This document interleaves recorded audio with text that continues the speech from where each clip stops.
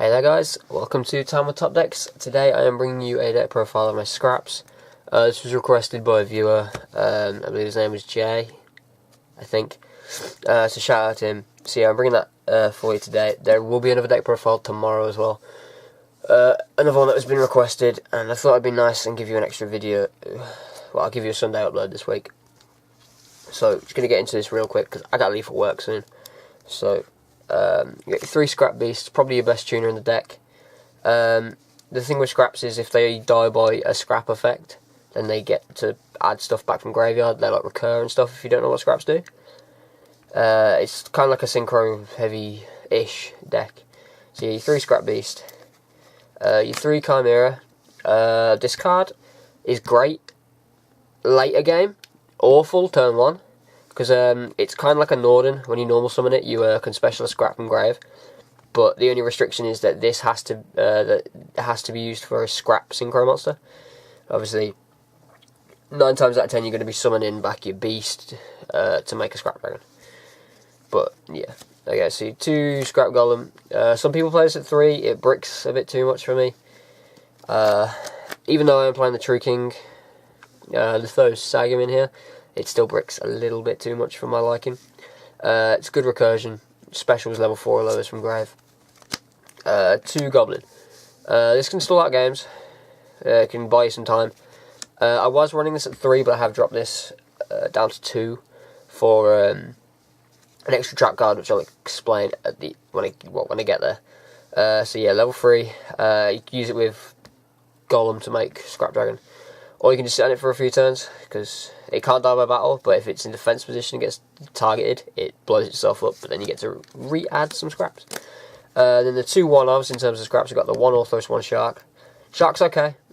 Like, it's a big beater, but obviously its downside is if any effect is activated while this is on the board, it immediately kills itself. But, you know, sometimes you can get him for that 21, and when it dies, it's a foolish burial for a scrap. And then Orthos is probably one of the best cards in the deck, because it gets your chain going. You only need it at 1, really, I feel, because you can search it. If you're playing stuff like, if you want to play like Pot of Desires and stuff, then I'd suggest upping it. But yeah, it's good at 1 for me. I mean, I still see it a bit too often. So you can while you control scrap, you can special this.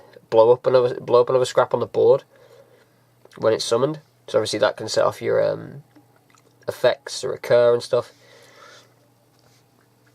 But yeah, it's a decent tuner. It's really a level 4 tuner. And then onto the other monstery things. So you got your 3 True King Lithos Sagam. It's awesome. The amount of times that when you summon this, well, I say the amount of times, every time you summon this, you're taking 3 cards out of your opponent's extra deck, because every monster in the main deck is Earth. So you're immediately taking 3 monsters out of your opponent's extra deck. It's 2/5 body, ain't bad. If you're playing this, you can play rank 9s. I'm not, personally, because I just don't feel I need to in this deck. But I have changed the extra deck slightly since the duels that it was shown in, so I might go over that again at the end, and I might add in an Enter Blathnir or something. So yeah, everyone should know what True Kings do by now. You know, you blow up 2 monsters on your field or in your hand, providing one of them's Earth for this dude to special it, and if both are Earth, you take 3 cards out of your opponent's extra deck with different names. It does mean you get to look through your opponent's extra deck, so the game, like the knowledge you gain from it's kind of stupid. And then for the last monster is the 1 Maxi. So onto the spell cards now. You got your 6 Scrap Factory. Like, this card's stupid in this deck. Like, the ideal opening hand would be Factory, Supply Squad, Lithos Sagam, and then any 2 monsters. Because you normal summon 1, then you blow them up. You special Golem out with this to revive the one you killed. You draw a card off Supply Squad. The combos are stupid with this. Just gain mass advantage. So basically, Scrap Factory gives all of your scraps 200 attack and defense, and then when a scrap dies, except during the damage step, you can special summon a scrap from deck. and the card is that good. You want to see it. I mean, the 3 terraformings can break sometimes, but it is what it is. So your 3 scrapyard. This is your rotor for scrap tuners, so you can get your ortho, so you can get your goblin and your beast. It's pretty standard. I'm playing 2 scrap storm, so this is kind of a long-winded effect-ish. So you target a scrap, you then mill it, like foolish a scrap, you then draw a card, and then you kill the scrap on the board. And obviously because it's a scrap card, it sets off your effects. So you can set up quite nicely. Plus drawing a card is never bad. And then best card of the deck, 3 Supply Squad. Every time a monster you control is destroyed by battle card effect, once per turn draw a card. They stack, so if you get 3 of these on the board, and you start popping your own stuff, you're drawing 3 cards, like a free 3 cards a turn. It's kind of nice. And then for generic removal, you got your 2 Dark Hole, your 2 Twin Twisters. Black Row is a problem. I mean, Dark Hole isn't that big a deal in this deck because obviously having Supply Squad and Scrap Factory, you can just gain advantage off it. So it's not really an issue. And then for the last spell, 1 instant fusion for Norden, because we still have Norden. And then simple trap lineup, so you get your 2 Call, your 2 Storming Mirror Force. This just revives your golems and helps extend your plays. This is obviously to blow out your opponent if they've got a big board. And then the last trap's to 1 Torrential. This is what I replaced the 3rd Goblin with. Again, it's like the Dark Hole. It doesn't really matter if your board gets blown up, providing your setup. So yeah, that's it for the main deck. I believe it's 40 cards. I believe. I might be wrong, I don't remember. So we're going to get through the extra deck real quick. So obviously 3 Scrap Dragons. That 1 ulti. So yeah, you get 3 Scrap Dragons, best card in the deck by far. If you don't know what Scrap Dragon does, you target a card you control and a card your opponent controls and destroy them both. And obviously, if you're targeting your own scrap monsters, it's gaining more advantage. If you've got Supply Squad and that on the board, you're getting even more advantage. And then his bigger brother, you got your 3 Scrap Twin Dragons. This is a similar effect to Scrap Dragon. You destroy one of your cards, but you bounce away 2 of your opponent's cards. I believe it's to the hand. Yeah, you return 2 of your opponent's cards to the hand. They don't have to be face up or whatever. Don't have to be monsters. It can be any card that they've got. A new addition that I've just added to the extra deck. Well, it's Cloud Castle. I took out one of the rank 4s for this.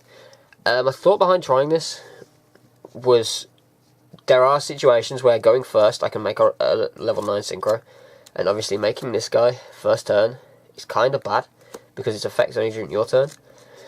So I was thinking, you know, summon that in defense, set some back or whatever past turn. So now your opponent's monsters that are level 8 or lower can't attack, and they have to deal with this. They have to go over it. It's a 3k wall. I mean, if they go over it, they go over it. Also seems pretty good late game because you can special a level 9 from your graveyard when it's summoned. It doesn't have to be a synchro, does it? Yeah, target a level 9 monster from your graveyard. So obviously that's your 3 Scrapton Dragons. You've got your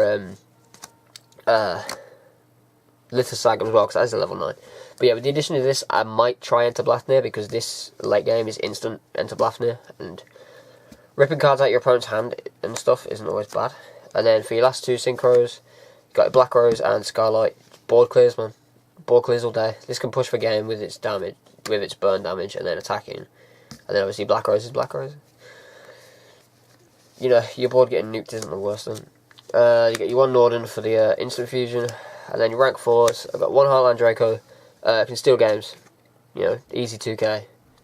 If you've got your factories and your supply squad or whatever set up, then can't be attacked. Beast Dweller to stop graveyard decks. Castell, because it's still one of the best rank 4s in the game. And to round it off, the Utopia package.